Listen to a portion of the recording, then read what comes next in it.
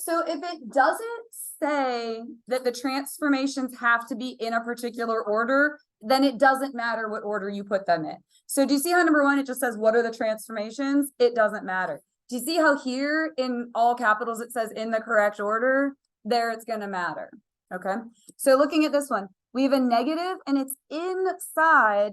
So that's going to reflect over what? Y-axis. Good.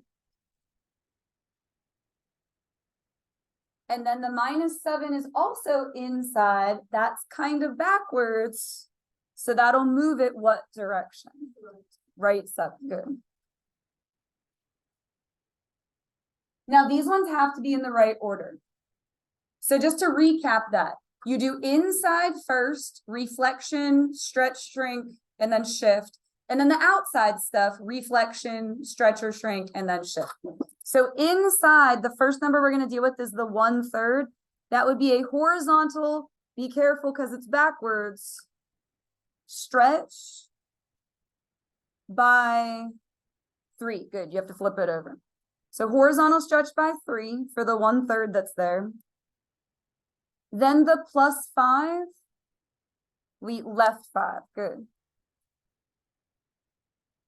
So that's the inside stuff. Then we're going to do the outside stuff. We have a negative and we have a -8. So the negative is reflect x-axis. Perfect. And then down. Awesome. And I mean, I think I made that one multiple choice. So it'll be kind of like the clue game that you just did. But if I have you write them out, again, I give you the number of blanks that it is. So like you don't have to guess how many answers there's supposed to be. All right, now we're going to kind of take all the ingredients and put it together into an equation. So we're going to put our f of x equals and just sort of build the equation. So we want a log function. I would just leave a blank here in case something needs to go out front and just write log and leave it blank. If it says a square root function, just draw a square root and leave it blank. If it says absolute value, draw absolute value bars and leave it blank. And then we're just going to go and fill everything in. Okay. So we want horizontal. So where's that going to go since it's horizontal? Good, inside, but it won't be a 1/7. It'll be a 7. Cool. Reflect over x means we want the negative outside. So negative in front of the log. And then down 9 would also need to be outside. So at the end, I'm going to put -9. There's actually one other thing that needs to go inside of there. An x. You would need, a variable. And I ended up with a lot of blank space because when you leave it blank and then you go fill it in, you don't know how much space you're going to need. So it ended up being a little bit stretched out, but that's okay. All right. We're going to do that again. F of x equals cube root function. So just draw yourself a blank cube root. And again, I don't know how large that needs to be because I didn't read the rest of it yet. Just leave it blank. We want to do a horizontal stretch by a factor of 6. So it'll go inside, but it won't be a 6.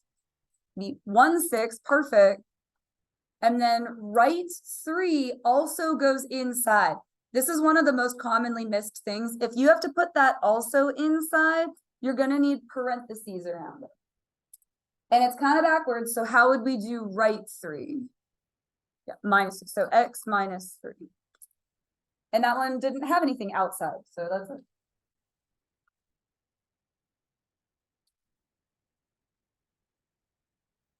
All right, so number 5, using this graph, we have the parent function for square root, and it says the red transformed function. I don't have a copy of it that will do red, but that's the dotted one.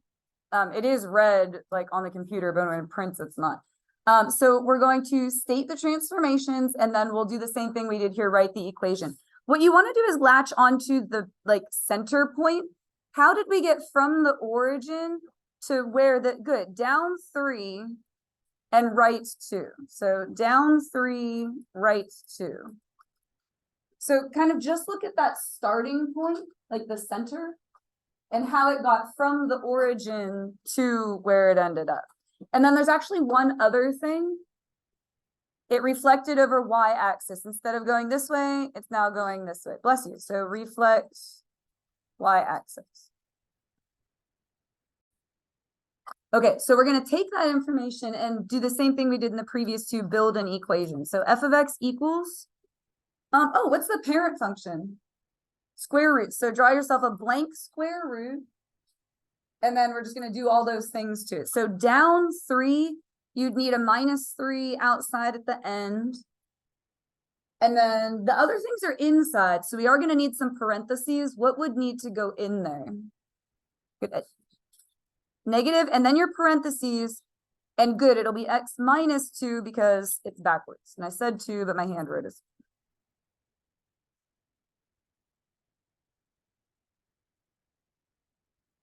All right, and then using the graph to the right, what is the equation for the transformed function? So again, we're going to build an equation. So it's f of x equals. I would dot in the asymptote because it's invisible. So it helps if you can see it. Do you see how it would be dotted in at -3? Like, do you see that there? I know it's like, no, Miss Cole, we don't see it. It's invisible. All right, that's why I'm saying dotted in. So this is your parent function, 2 to the x. We just need to do the transformations to that. So it moved down 3. So how would I do a down 3? Yeah, put a -3 at the end. And the parent function would, don't draw this on your paper, but the parent function would typically look like that. So what's the other thing that happened? Good. So it's upside down, reflect over x. We'll just put a negative out front. Kind of had to use some imagination on that one because the asymptote's invisible and the parent function wasn't drawn in.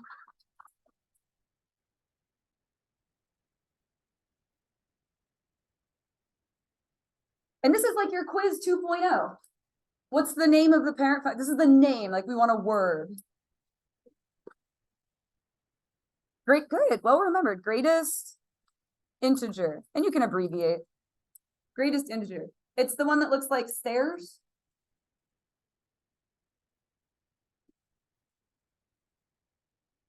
So the 2 is outside. That would be vertical. What? Stretch by 2. And bless you. And then the +1 is up 1. So your first step is going to start up 1. So you're going to go up 1, put a point. And that's where this is going to go. But what's true about our staircase? Yeah, like the stairs are like further apart from each other. So it's going to be by 2. So from that open circle, you're going to have to go up 2. So your staircase is stretched out. Now, don't actually connect them, but some people, because it's floating stairs, some people have trouble finding where the next one should go, and I totally get that. Do you see how if I were to connect them, they would connect? Did you see that there? Okay, so like don't, but you can kind of think about that to check where your stairs end up. Because I get that that's hard. It's floating out there in space.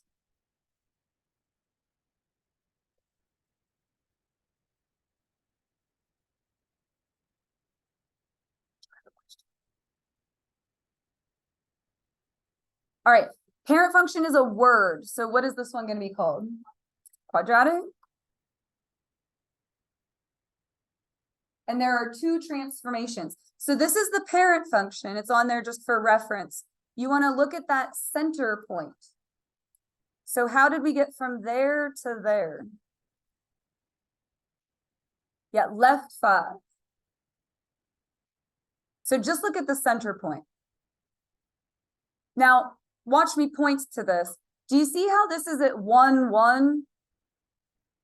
But it's moved up here to 5. So we stretched it by 5. 1 times 5 is 5. It's a vertical stretch by 5. It's 5 times as tall. Again, 1 times 5 is 5 is mathematically how that works.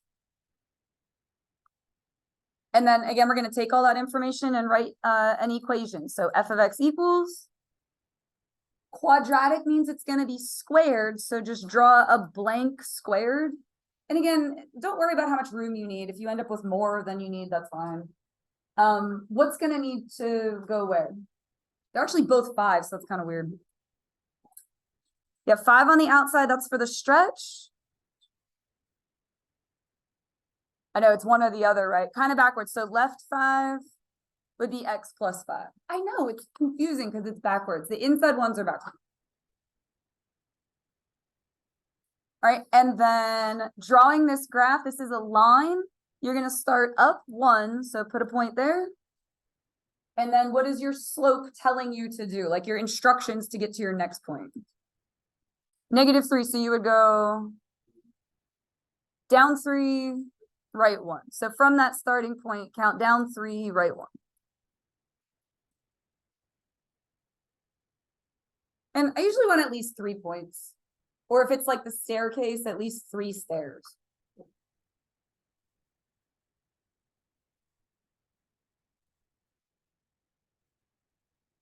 I'm going to do one or the other of these. And then I'll fill in the other one and take a picture of it when I post it to Schoology, just so you have one you can try for next time if you want to do a practice one. Do you want me to do 10 or do you want me to do 11? We'll do 10. Okay, then I'll leave 11 for you guys. So let's make a table of the points we have. And once again, please include the one at the top of the semicircle. I know it didn't get bolded, but please include that one. So we've got 0, 0. What is that? 3, 3, 6, 0, 9, -2, 11, 0. There's a lot of zeros, which is convenient because 0 is an easy number to manipulate. And again, I'm going to give you a grid that your graph will fit on. So if it goes off the grid, you had a whoopsie. Okay. If it goes off the grid, you had a mistake.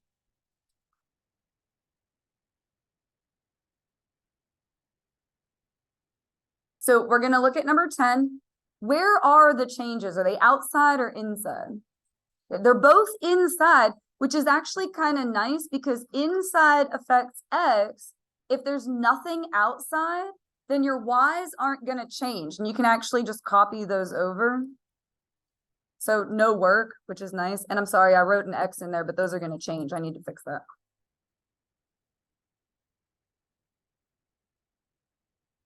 So first would be the reflection. We want to do the opposite of X.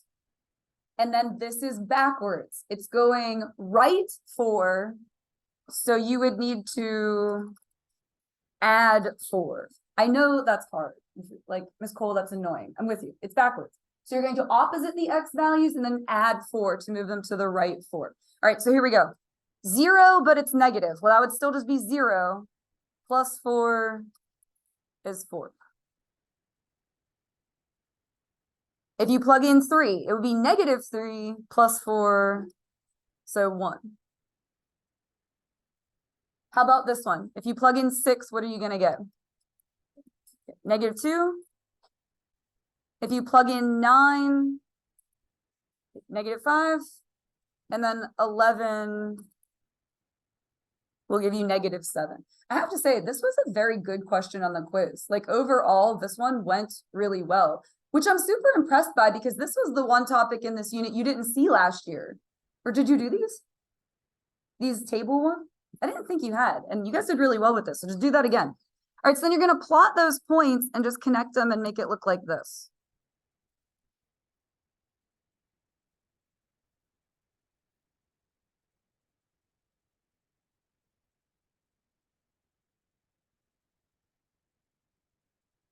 And so again, you can kind of mentally check it. Like, does it look like it flipped over the y-axis? Well, yeah, it's, the other way around now.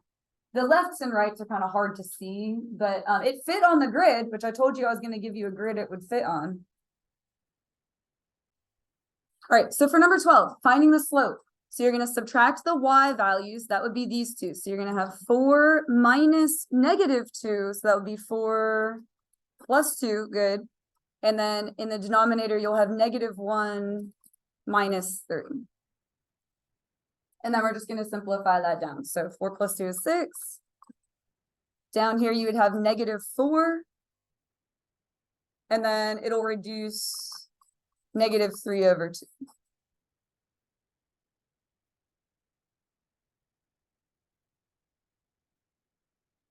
So this one, again, like your quiz 2.0, just do that again. First, we're going to find the slope. So literally the exact same thing we just did in question 12. It'll be 4 minus 5.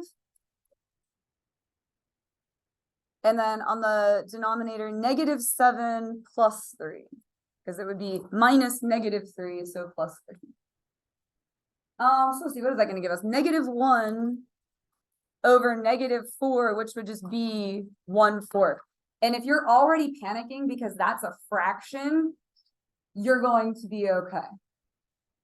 All right. Now pick a point. I would just pick the first one for no other reason than it's the first one. It would be y minus what? You're just putting all the ingredients in there. 5, good. Y minus 5 equals 1/4, parenthesis,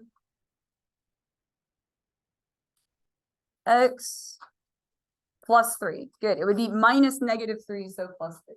So that's your point slope form. Now there's 2 steps of work to turn that into slope intercept, your y equals mx plus b. We're going to distribute the 1/4. That would give you 1/4 x plus, all you do is multiply the numerator. So literally all you're doing is 1 times 3, which is 3, and then leave it as fourths. 1 times 3 is 3, just leave it as fourths. Think of it this way. If it's fourths, every single fraction you deal with should be fourths. If you get anything other than fourths, you've done goof. Okay, it should all be fourths. Now you have to add over the 5. Don't write this, because that doesn't help you. You need for it to be fourths. Okay, so when I add this over, I want it to be something fourths. So here's the $1 million question. How many fourths is a whole 5? Like if you have 5 pizzas, 20. How did you get 20? 4 times 5 is 20. Or 20 divided by 4 is 5 is how you want to think of that. So you're adding 5 to both sides. You just wrote it as fourths is all that is.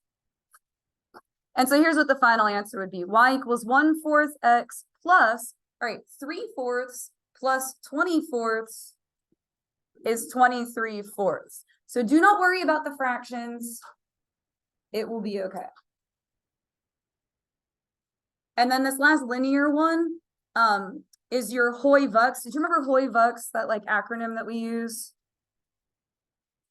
Horizontal lines have what kind of slope?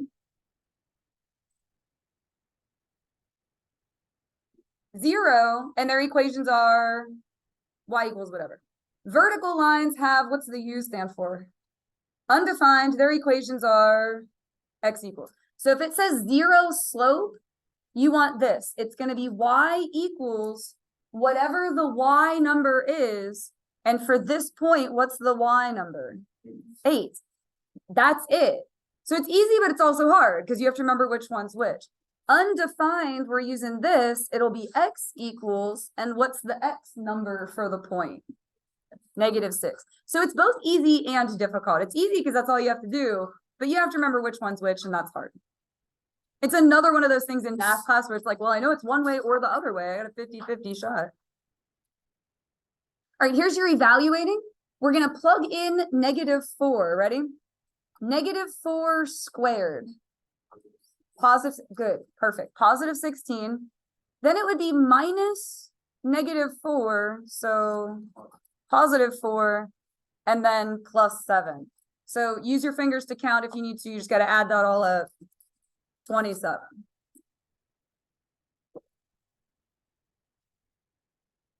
All right, now we're going to plug in a 3h. Everywhere there's an x, you're going to put a 3h and give it a hug.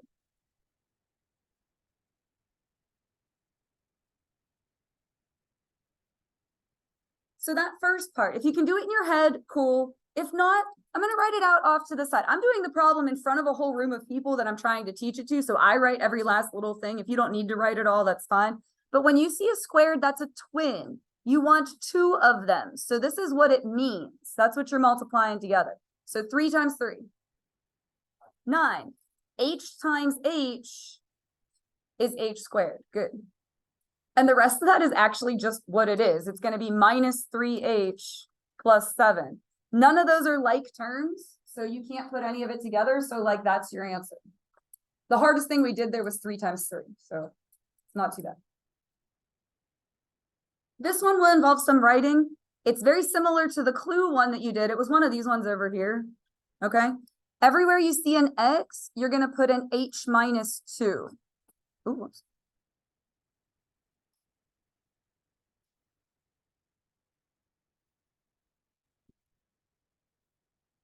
So again, if you can do it in your head, that's cool. I'm gonna write it out. When you see H minus 2 squared, squared means a twin. There's 2 of them. So hold on, I will talk everybody through it.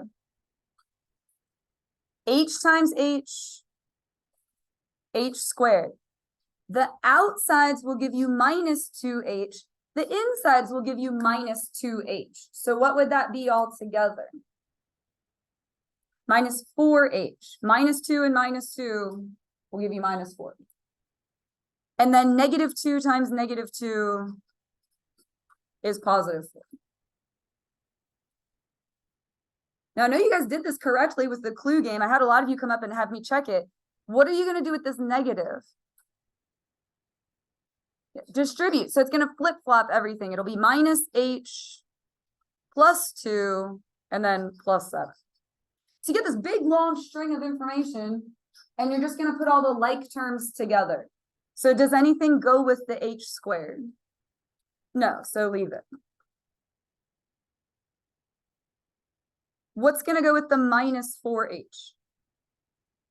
Yeah, minus 8, minus 1H. So together, be minus 5H. Think of money. Like you owe someone $4 and then you owe them another $1. Now you owe them 5. All right, and then these you're just going to add up, so what is that, 13? And then that's your final. So that involves a little bit of distributing and multiplying stuff. And then even, odd, and neither is the last thing that we covered. That's also new. I don't think you did that in Algebra 2. You're going to plug in negative X. If you get the exact same, it's even. If you get the exact opposite, it's odd. If it's like a mixture, then it would be neither. So everywhere you see an X, you're going to put a negative X. And just don't try to force it to be anything. Negative X squared is going to give you what? Yeah, positive X squared. So it's just going to be 3X squared. And then 4 times negative X, negative 4X. And did we talk about how if you write this, I'm going to have to mark it wrong? You're like, why does she keep bringing this up? Because I get people that do that and then I have to mark it wrong and I feel bad because like I know what you meant, but you have to write it this way. All right, now we're going to compare.